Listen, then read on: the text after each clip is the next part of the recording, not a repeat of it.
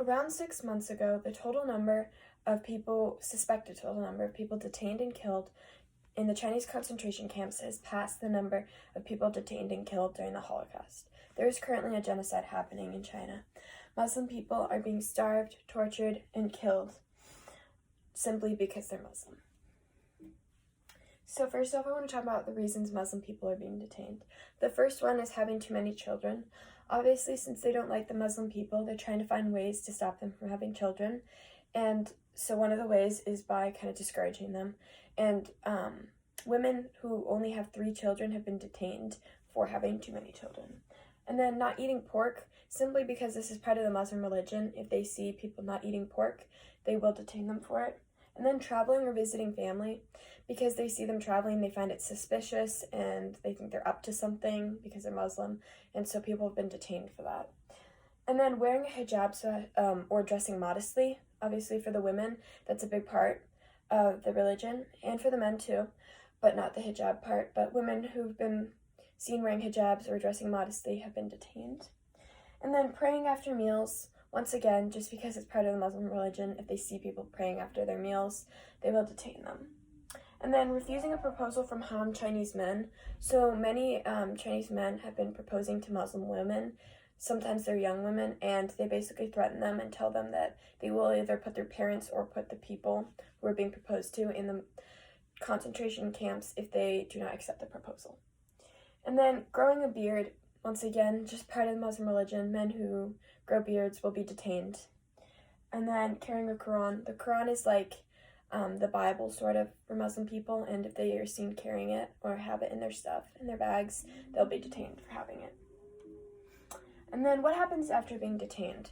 So usually the first thing is a police officer will interrogate them and kind of try and get them to confess to doing something, and then they'll be taken to a police station where they'll still be interrogated and sometimes tortured.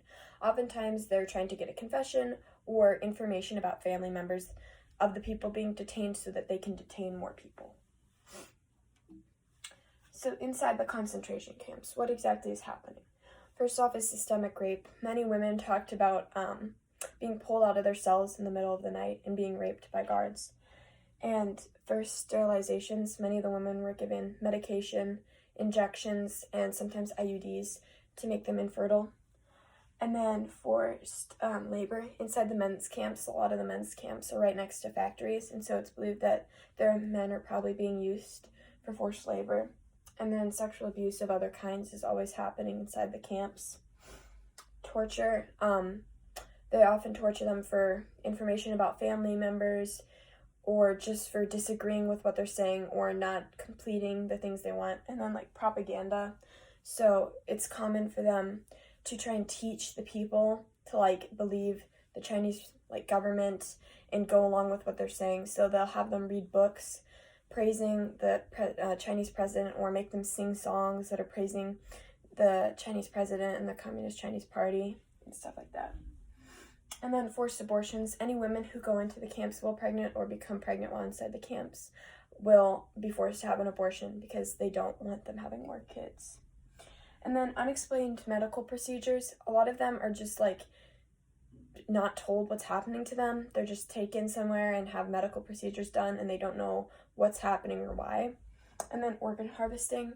There's been more proof coming out that organ harvesting is probably happening inside the camps. Some of that goes along with the medical procedures because they're checking to see if their organs are healthy enough to be transplanted, and if they are, they will take their organs. And then, so I want to go into some stories from survivors. First off is Omir. Omir was detained while he was visiting his family in Turpan, and he was tortured for 4 days in a prison cell trying to get information from him, and eventually taken to a camp where he spent about 8 months, where he was starved, tortured, and fed propaganda. And then, I hope I'm saying this right, but Terzaneh, I believe is her name, she was detained without a reason. They just took her, they didn't tell her why or what for, and they once again took her and her husband to a prison cell, and they tried to get them to confess to something, and neither of them did. Her husband was eventually released because he had some medical problems, but she wasn't released, and they ended up keeping her in a camp for about 9 months before she was released. And then life after leaving the camps. So a big thing is they survey people afterwards, basically to find out if like what they did worked. So they constantly have them being watched by security cameras and being tracked on their phones. And some people even have Chinese police officers living in their homes after they've been in a camp, just to like be able to survey them the whole time. And then most women who came out of the women's camps realized they were infertile afterwards because either of the injections, the pills, some of the other stuff they did, or even in one case, a woman said she was pushed to the ground and kicked repeatedly by guards in the stomach, and they damaged her womb so much that she just had to have it removed, and she was infertile for that reason. And then kind of gathering of biodata, so this goes a little bit further into the surveillance.